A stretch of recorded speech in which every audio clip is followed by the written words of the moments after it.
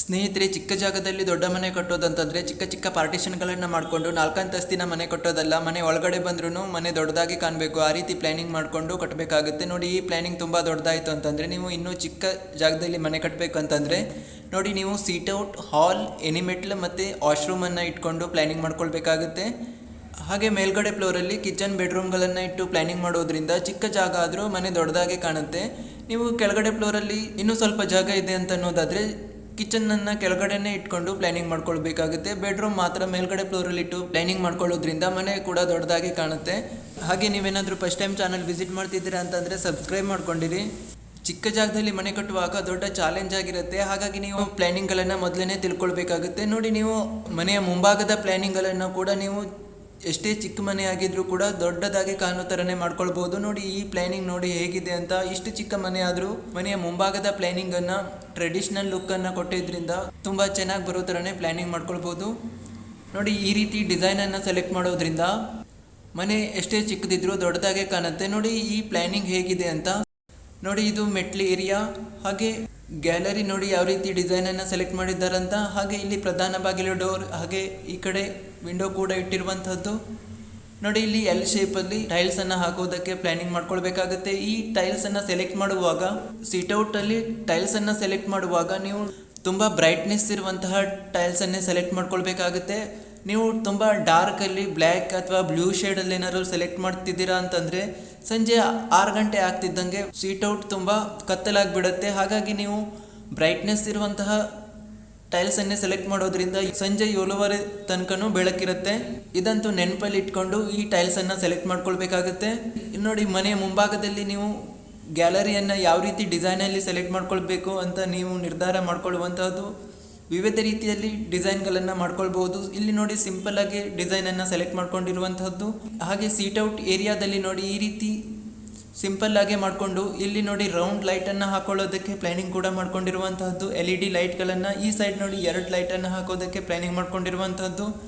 ಹಾಗೆ ಈ ಏರಿಯಾ ನೋಡಿ ಈ ರೀತಿ ಎಲ್ ಶೇಪಲ್ಲಿ ಕಿಟಕಿ ರ್ಯಾಕ್ಸ್ಗೆ ಅಟ್ಯಾಚ್ ಆಗಿ ಮಾಡಿರುವಂತಹದ್ದು. ಇದು ಎಲ್ ಶೇಪಲ್ಲಿದೆ.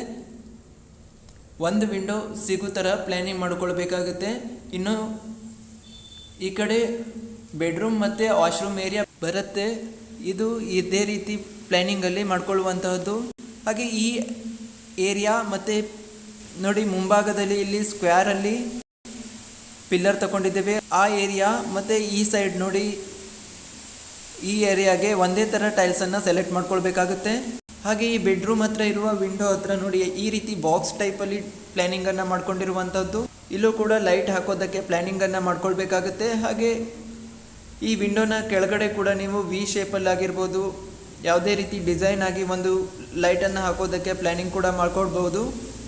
ಹಾಗೆ ಕಿಟಕಿ ರ್ಯಾಕ್ಸ್ ನೋಡಿ ಇಲ್ಲಿ ಸಿಂಪಲ್ ಆಗಿ ಮಾಡ್ಕೊಂಡಿರುವಂಥದ್ದು. ಈ ಗೋಡೆಗೆ ಟೈಲ್ಸ್ ಬರೋದ್ರಿಂದ ಇಲ್ಲಿ ಸಿಂಪಲ್ ಆಗಿ ರ್ಯಾಕ್ಸನ್ನು ಮಾಡ್ಕೊಂಡಿರುವಂಥದ್ದು. ಹಾಗೆ ಇಲ್ಲಿ ನೋಡಿ ರೂಮ್ನ ಏರ್ ಬ್ಲಾಕನ್ನು ನೋಡಿ 2 ಇಂಚಲ್ಲಿ ನೀವು ಇಲ್ಲಿ ಪಟ್ಟಿ ಕೊಟ್ಕೊಂಡು ಇದಕ್ಕೆ ಗೋಡೆಗೆ ಯಾವ ರೀತಿ ಕಲರನ್ನು ಲೈಟ್ ಕಲರನ್ನು ಸೆಲೆಕ್ಟ್ ಮಾಡ್ತಿರೋ ಅದೇ ಕಲರನ್ನು ಈ ಬಾಕ್ಸ್ಗೆ ಹೊಡೆಯಬೇಕಾಗುತ್ತೆ.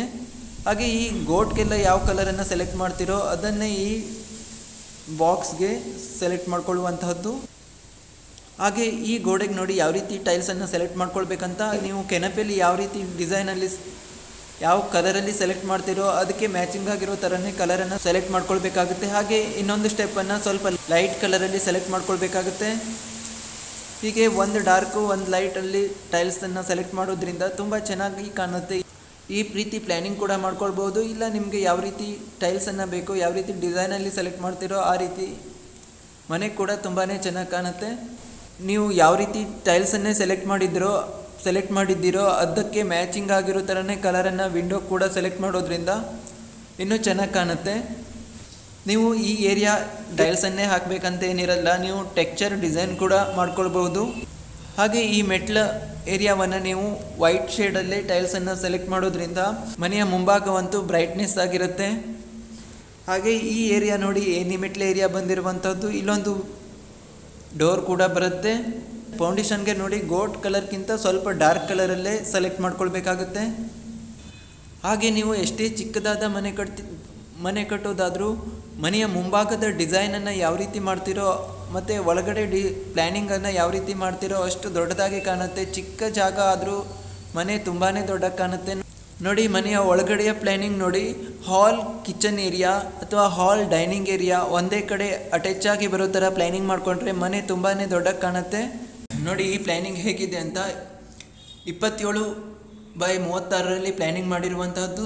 ಸೀಟ್ಔಟ್ ನೋಡಿ 6x15ರಲ್ಲಿ ಪ್ಲ್ಯಾನಿಂಗ್ ಮಾಡಿರುವಂಥದ್ದು. ಇಲ್ಲಿ ಪ್ರಧಾನ ಬಾಗಿಲು ಡೋರ್ ಬರುತ್ತೆ. ಮತ್ತು ಹಾಲ್ ನೋಡಿ 15x15ರಲ್ಲಿ ಪ್ಲ್ಯಾನಿಂಗ್ ಮಾಡಿರುವಂತಹದ್ದು. ಹಾಲಲ್ಲಿ 2 ವಿಂಡೋ ಕೂಡ ಬರುತ್ತೆ. ನೋಡಿ ಹಾಲಿಂದ ಲಿವಿಂಗ್ ಏರಿಯಾ ಸಿಗುತ್ತೆ. ನೋಡಿ ಈ ಏರಿಯಾ ನೋಡಿ ಎಷ್ಟು ದೊಡ್ಡ ಗ್ಯಾಪನ್ನು ಬಿಟ್ಟಿದ್ದಾರೆ. ಈ ರೀತಿ ಪ್ಲ್ಯಾನಿಂಗನ್ನು ಮಾಡಿಕೊಂಡ್ರೆ ಹಾಲ್ ಮತ್ತು ಲಿವಿಂಗ್ ಏರಿಯಾ ಕೂಡ ಅಟ್ಯಾಚ್ ಆಗಿರುವುದರಿಂದ ಮನೆ ತುಂಬಾ ದೊಡ್ಡದಾಗಿ ಕಾಣುತ್ತೆ.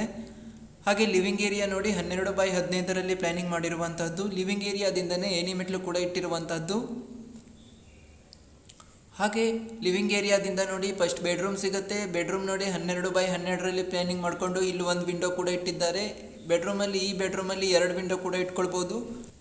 ಹಾಗೆ ಲಿವಿಂಗ್ ಏರಿಯಾದಿಂದ ಕಿಚನ್ ಏರಿಯಾ ಸಿಗುತ್ತೆ. ನೋಡಿ ಈ ಏರಿಯಾವನ್ನು ನೋಡಿ ನೀವು 4.5 ಫೀಟಲ್ಲಿ ಓಪನ್ ಏರಿಯಾವನ್ನು ಇಟ್ಕೊಳ್ಳುವಂತಹದ್ದು.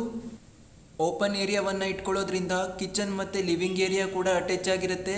ಈ ಕಿಚನ್, ಲಿವಿಂಗ್ ಏರಿಯಾ, ಹಾಲ್ ಎಲ್ಲವೂ ಅಟ್ಯಾಚ್ ಆಗಿರೋದ್ರಿಂದ ಮನೆ ತುಂಬಾ ದೊಡ್ಡದಾಗಿ ಕಾಣುತ್ತೆ. ಕಿಚನ್ ಆ್ಯಂಡ್ ಡೈನಿಂಗ್ ನೋಡಿ 12x15ರಲ್ಲಿ ಪ್ಲ್ಯಾನಿಂಗ್ ಮಾಡಿರುವಂಥದ್ದು. ಕಿಚನ್ ಸ್ಟ್ಯಾಂಡನ್ನು ಎಲ್ ಶೇಪಲ್ಲಿ ಈ ರೀತಿ ತಗೊಂಡಿದ್ದೇವೆ. ನೋಡಿ ಇಲ್ಲೇ ಒಂದು ಸ್ಟೋವ್ ಬರುತ್ತೆ. ಹಾಗೆ ಸ್ಟೋವ್ ಹತ್ರ ಇಲ್ಲಿ ವಿಂಡೋ ಕೂಡ ಇಟ್ಟಿರುವಂಥದ್ದು. ಹಾಗೆ ಕಿಚನ್ನಿಂದ ನೋಡಿ ಬೆಡ್ರೂಮ್ಗೆ ಬರೋದಕ್ಕೆ ಪ್ಲ್ಯಾನಿಂಗ್ ಮಾಡಿರುವಂಥದ್ದು. ಬೆಡ್ರೂಮ್ ನೋಡಿ 12x12ರಲ್ಲೇ ಪ್ಲ್ಯಾನಿಂಗ್ ಮಾಡಿಕೊಂಡು ಈ ಬೆಡ್ರೂಮಲ್ಲಿ ಒಂದು ವಿಂಡೋ ಇಟ್ಟು ಪ್ಲ್ಯಾನಿಂಗ್ ಮಾಡ್ಕೊಂಡಿರುವಂಥದ್ದು. ಹಾಗೆ ಕಿಚನ್ನಿಂದನೇ ನೋಡಿ ಇಲ್ಲಿ ವಾಶ್ರೂಮ್ ಏರಿಯಾ ಸಿಗುತ್ತೆ. ವಾಶ್ರೂಮ್ ಏರಿಯಾ ನೋಡಿ, ಇಲ್ಲಿ ನೋಡಿ ವಾಶ್ರೂಮ್ಗೆ ಹೋಗಲಿಕ್ಕೆ ಇಲ್ಲಿ ಡೋರ್ ಬರುತ್ತೆ. ವಾಶ್ರೂಮ್ ಏರಿಯಾ ನೋಡಿ 6x6ರಲ್ಲಿ ಪ್ಲ್ಯಾನಿಂಗ್ ಮಾಡಿಕೊಂಡು ಇಲ್ಲಿ ಒಂದು ವಿಂಡೋ ಕೂಡ ಇಟ್ಟಿರುವಂಥದ್ದು.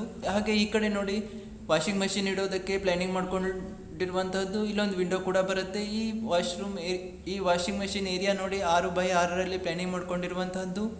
ಹಾಗೆ ಹೊರಗಡೆ ಹೋಗಲಿಕ್ಕೆ ಇಲ್ಲೊಂದು ಡೋರ್ ಕೂಡ ಇಟ್ಕೊಳ್ಳೋದಕ್ಕೆ ಪ್ಲ್ಯಾನಿಂಗ್ ಕೂಡ ಮಾಡ್ಕೊಂಡಿರುವಂತಹದ್ದು. ನೋಡಿ ಕಿಚನ್, ಲಿವಿಂಗ್ ಏರಿಯಾ, ಹಾಲ್ ಎಲ್ಲವೂ ಅಟ್ಯಾಚ್ ಆಗಿರೋದ್ರಿಂದ ಮನೆ ತುಂಬಾ ದೊಡ್ಡದಾಗಿ ಕಾಣುತ್ತೆ. ನೋಡಿ ಈ ಏಣಿ ಮೆಟ್ಲ ಈ ಗೋಡೆ ನೋಡಿ ಯಾವ ರೀತಿ ಪ್ಲ್ಯಾನಿಂಗನ್ನು ಮಾಡ್ಕೊಳ್ಬೇಕಂತ. ನೋಡಿ ಇಲ್ಲಿ ಸ್ಲ್ಯಾಪಿಂದ 3 ಫೀಟ್ ಬಿಟ್ಟು ಈ ರೀತಿ ವಿಂಡೋನ ಇಟ್ಕೊಳ್ಳುವಂತಹದ್ದು. ಈ ವಿಂಡೋ ನೋಡಿ 1 ಅಥವಾ 1.25 ಫೀಟ್ ಅಗಲ, 2.5 ಫೀಟ್ ಉದ್ದಕ್ಕೆ ಈ ಥರ ವಿಂಡೋನ ಇಟ್ಟು ಪ್ಲ್ಯಾನಿಂಗ್ ಮಾಡ್ಕೊಳ್ಬೇಕಾಗತ್ತೆ. ಈ ವಿಂಡೋ ಸುತ್ತಲೂ ಗ್ರಾನೈಟನ್ನು ಹಾಕೋದಕ್ಕೆ ಪ್ಲ್ಯಾನಿಂಗ್ ಮಾಡ್ಕೊಳ್ಬೇಕಾಗುತ್ತೆ. ಹಾಗೆ ಈ ವಿಂಡೋಗೆ ಗ್ರಿಲ್ಸನ್ನು ಹಾಕಬೇಕಂತೇನಿರಲ್ಲ. ಇದಕ್ಕೆ ಅಟ್ಯಾಚ್ ಆಗಿ ಗ್ಲಾಸ್ಗಳನ್ನು ಹಾಕೋದ್ರಿಂದ ಸೂರ್ಯನ ಬೆಳಕು ತುಂಬ ಚೆನ್ನಾಗಿ ಏಣಿ ಮೆಟ್ಲು ಏರಿಯಾದಲ್ಲಿ ಬರುತ್ತೆ. ಹಾಗೆ ಏಣಿ ಮೆಟ್ಲು ಗೋಡೆ ಎಷ್ಟು ದೊಡ್ಡದಿದೆ ಆ ರೀತಿ ಎಷ್ಟು ವಿಂಡೋ ಬರುತ್ತೆ ಅಂತ ನೋಡಿಕೊಂಡು ಪ್ಲ್ಯಾನಿಂಗ್ ಮಾಡಿಕೊಂಡು ಈ ರೀತಿ ವಿಂಡೋನ ಇಟ್ಕೊಳ್ಳುವಂತಹದ್ದು. ಜಾಗ ಎಷ್ಟೇ ಚಿಕ್ಕದಿರಲಿ ಪ್ಲ್ಯಾನಿಂಗ್ಗಳನ್ನು ತಿಳ್ಕೊಂಡ್ರೆ ಎಷ್ಟು ದೊಡ್ಡ ಬೇಕಾದರೂ ಮನೆ ಕಟ್ಕೊಳ್ಬಹುದು. ಹಾಗೆ ಈ ವಿಡಿಯೋ ನೋಡಿದ ನಿಮಗೆಲ್ಲರಿಗೂ ಧನ್ಯವಾದಗಳು.